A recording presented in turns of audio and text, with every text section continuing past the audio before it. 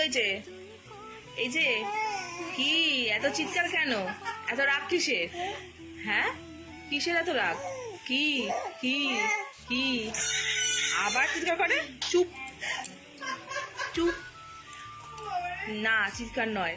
কি বলবে সবাই? আশেপাশে কে এসছে একটা বাড়িতে? না, চিৎকার করতে নেই, করতে নেই, আস্তে আস্তে কথা বলতে হয়।